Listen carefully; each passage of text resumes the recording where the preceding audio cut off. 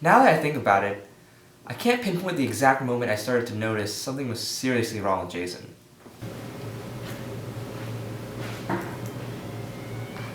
Yo, Jason, wake up. What's that? Josh, this is Red Alert! Wait, what? Dude, lecture ended 2 hours ago, and this isn't even sleeping dreams. What? Wait, are you drooling? No, of course not. It's kind of disgusting. No.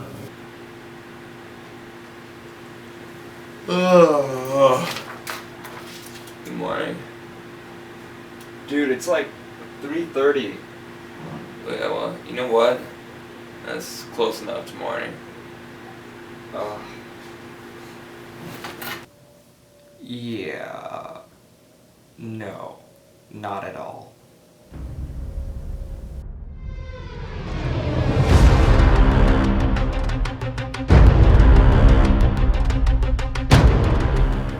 We were all concerned with Jason's health, so we decided to hire a cameraman to film us at all times of the day, to see what was wrong with Jason. It seemed like a good idea at the time, but in retrospect, that was kind of creepy actually. Yeah, honestly, I think the creepy camera guy kind of helped though, because if I hadn't seen firsthand how defensive I was about my sleeping habits, I probably wouldn't have changed anything. Dude, you're gonna have to retake the class. 5 minutes into the midterm, you were face down, passed out on your desk. What were you doing? I don't have a problem, okay? I get more than enough sleep at night. Most college students need 9 to 10 hours of sleep per night. You got 0. You know what? I don't like your attitude right now. Oh yeah? You want some attitude? Last night you drank 3 rock stars and told me that you'd go to sleep when you were dead. Okay, well, you know what? It made perfect sense at the time. That's what you told me last Wednesday when you slept through all your classes. Alright, well, you know what? This is America, the land of the free and the home of the brave. Thomas Jefferson once wrote in the Constitution that we, the people of the United States, have the right to sleep wherever and whenever we want. You can look it up. It's also in the Declaration of Independence. And the rules of NASCAR. Yeah, the American routine, that's one of his favorites. Do you know how many bald eagles died fighting Hitler just so he could fall asleep in lecture every day? Honestly, Jason just didn't know the concept of sleep debt. I kept wondering how I could sleep for 12, 14 hours on a weekend, and I'd wake up feeling more tired than I did when I went to sleep. I thought I was just sleeping too much, but it turns out that was a myth. Kind of like that one Christmas, when my parents told me I was going to get a puppy, and then I didn't. But I wasn't sleeping too much. I was just paying back my sleep debt. Hey dude, check this out. There's an article on sleep debt.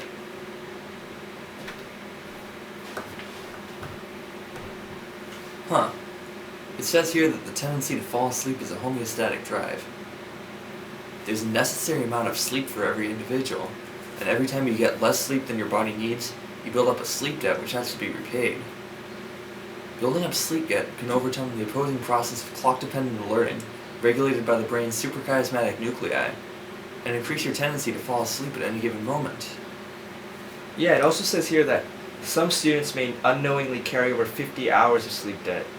And having a large sleep debt can influence performance in basic and complex tasks, as well as lead to greater instances of depressed moods, loss of motivation, lack of emotional self-control, and memory impairment. Wow. That's some really insightful information. Yeah, it is.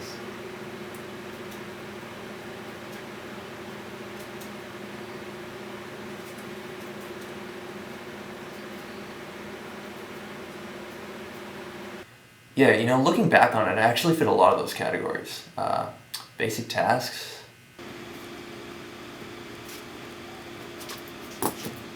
Man, picking up that pen off the ground is such a simple task. It really wouldn't require any effort at all. But I just don't feel like I have the energy to do it right now. Complex tasks. Hey, can you come downstairs and help me with the jigsaw puzzle? No, dude, I can't do it. I'm too tired. And who even does jigsaw puzzles anymore anyway? Are you serious? Mood. Hey dude, can you help me with this problem in the P set? You know what?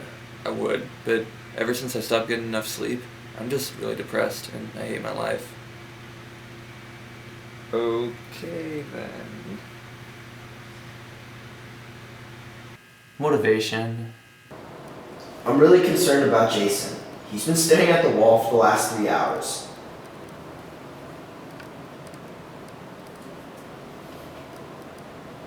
I don't know, I'm actually more concerned about Chad. He's been staring at Jason for the last 3 hours.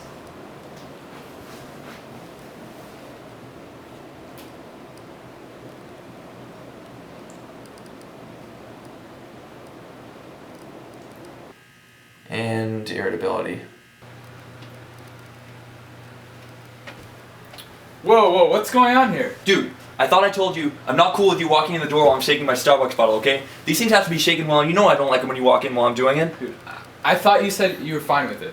Ever since you've not been getting enough sleep, you've been acting really weird. You've been getting mad all the time. I'm your roommate.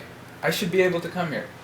Alright, well, you know what? You can just leave right now. Just let me shake my Starbucks bottle in peace, alright? That's all I ask. Okay, whatever.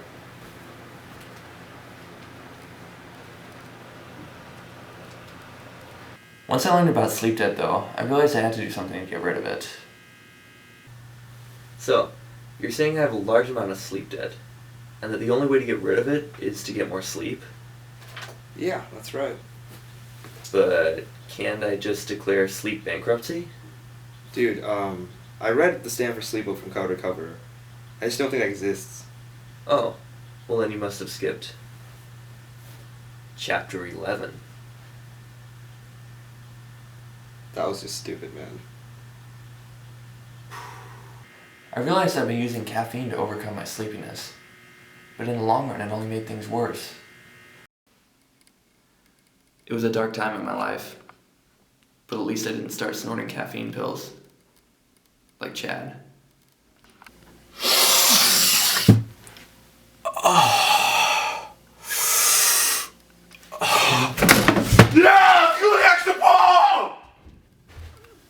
I thought I needed less sleep than I actually did, but it turns out caffeine was masking my true sleep need. Telling Jason about sleep debt really made him realize just how much it was affecting his life. They told me sleep debt was like living with a permanent weight on my shoulders, like having a monkey on my back. And at first I thought, oh, you know what, that actually sounds cool. Because when I'm walking around campus, people will be like, look, there's that guy with the monkey. You just don't see a good man and his monkey around these days. But then I thought about it for a while, and I figured the monkey would probably have rabies. And I didn't want rabies. So I decided to get rid of my sleep debt. At first I went about it the wrong way. Hey guys, let's go around the table and introduce yourselves. Hi, my name's Jason, and I have sleep debt. You might be in the wrong place, Jason. Everybody else here is an alcoholic. Oh.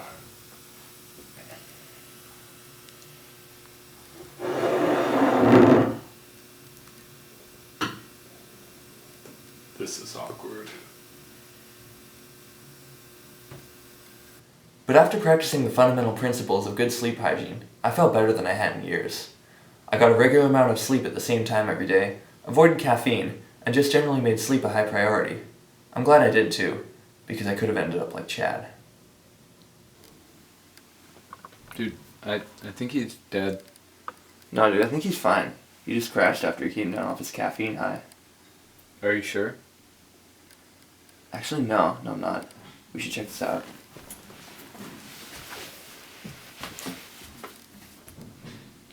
Actually, yeah, he's dead. Oh, Definitely dead.